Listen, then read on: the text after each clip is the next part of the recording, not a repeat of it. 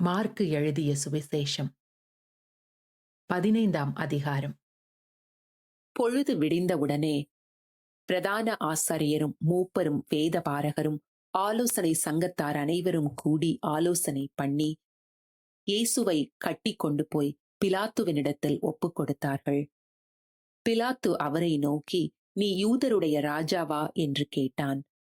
அதற்கு அவர், நீர் சொல்லுகிறபடிதான் என்றார். பிரதான ஆசாரியர்கள் அவர் மேல் அநேக குற்றங்களை சாட்டினார்கள். அவரோ மாறுதரம் ஒன்றும் சொல்லவில்லை. அப்பொழுது பிலாத்து மறுபடியும் அவரை நோக்கி, இதோ இவர்கள் உன்மேல் எத்தனையோ குற்றங்களை சாட்டுகிறார்களே, அதற்கு நீ உத்தரவு ஒன்றும் சொல்லுகிறதில்லையா என்று கேட்டான்.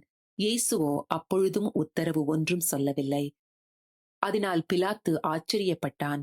காவல் பண்ணப்பட்டவர்களில் எவனை விடுதலையாக்க வேண்டுமென்று ஜனங்கள் கேட்டுக்கொள்வார்களோ அவனை அவர்களுக்காக விடுதலையாக்குவது பண்டிகை தோறும் பிலாத்துவுக்கு வழக்கமாயிருந்தது. கலகம் பண்ணி அந்த கலகத்தில் கொலை செய்து அதற்காக காவல் பண்ணப்பட்டவர்களில் பரபாஸ் என்னப்பட்ட ஒருவன் இருந்தான். ஜனங்கள் வழக்கத்தின்படியே தங்களுக்கு ஒருவனை விடுதலையாக்க வேண்டும் என்று சத்தமிட்டு கேட்டுக்கொள்ளத் தொடங்கினார்கள். பொறாமையினாலே பிரதான ஆசாரியர்கள் அவரை ஒப்புக் கொடுத்தார்கள் என்று பிலாத்து அறிந்து அவர்களை நோக்கி, நான் யூதருடைய ராஜாவை உங்களுக்கு விடுதலையாக்க வேண்டுமென்றிருக்கிறீர்களா என்று கேட்டான். பரபாசை தங்களுக்கு விடுதலையாக்க வேண்டுமென்று ஜனங்கள் கேட்டுக்கொள்ளும்படி பிரதான ஆசாரியர்கள் அவர்களை ஏவி விட்டார்கள். பிலாத்து மறுபடியும் அவர்களை நோக்கி, அப்படியானால் யூதருடைய ராஜாவென்று நீங்கள் சொல்லுகிறவனை நான் என்ன செய்ய வேண்டும் என்று கேட்டான். அவனை சிலுவையில் அறையும் என்று மறுபடியும் சத்தமிட்டு சொன்னார்கள். அதற்கு பிலாத்து, ஏன் என்ன பொல்லாப்பு செய்தான் என்றான்.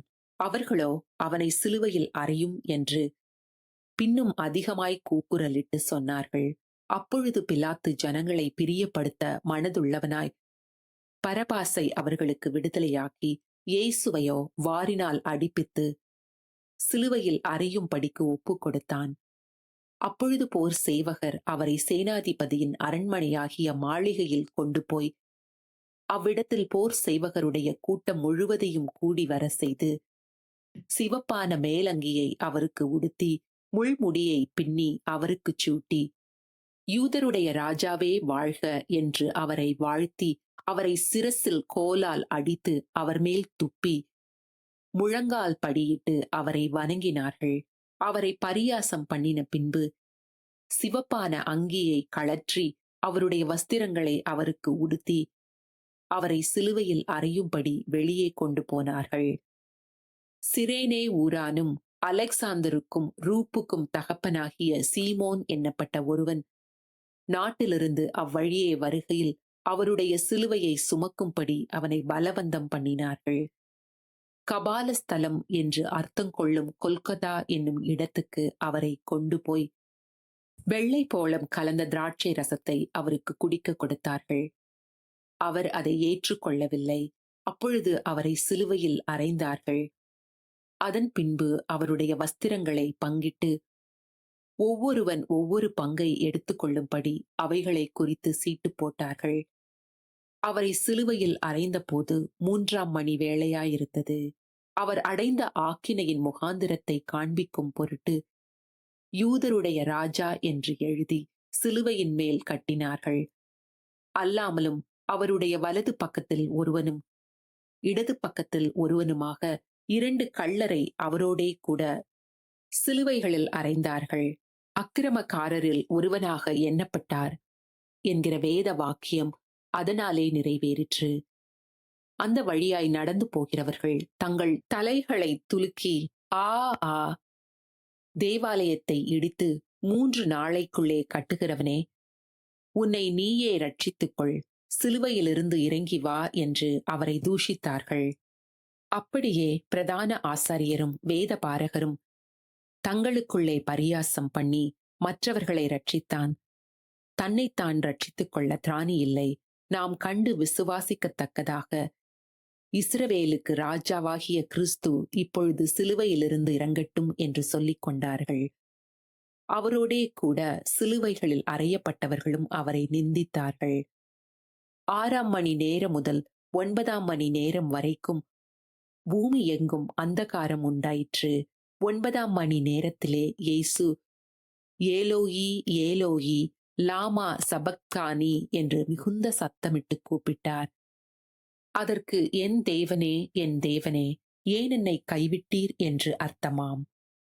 அங்கே நின்றவர்களில் சிலர் அதை கேட்டபொழுது, இதோ எலியாவை கூப்பிடுகிறான் என்றார்கள்.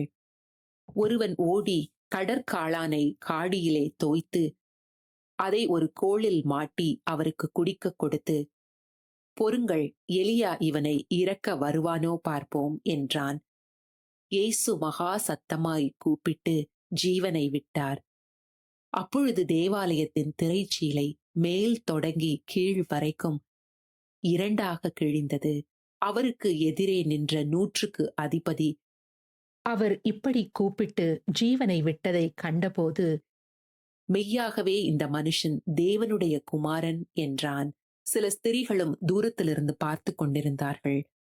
அவர் கலிலேயாவில் இருந்தபோது அவருக்கு பின் சென்று ஊழியம் செய்து வந்த மகதலேனா மரியாளும், சின்ன யாக்கோபுக்கும் யோசேக்கும் தாயாகிய மரியாளும், சலோமே என்பவளும், அவருடனே கூட எருசலேமுக்கு வந்திருந்த வேறே அநேக ஸ்திரீகளும் அவர்களோடே இருந்தார்கள்.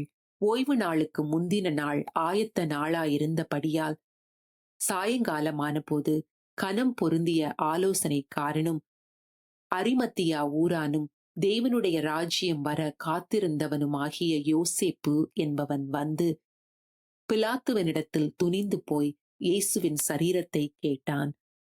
அவர் இத்தனை சீக்கிரத்தில் மரித்து போனாரா என்று பிலாத்து ஆச்சரியப்பட்டு 100க்கு அதிபதியை அழைப்பித்து, அவர் இதற்குள்ளே மரித்தது நிச்சயமா என்று கேட்டான்.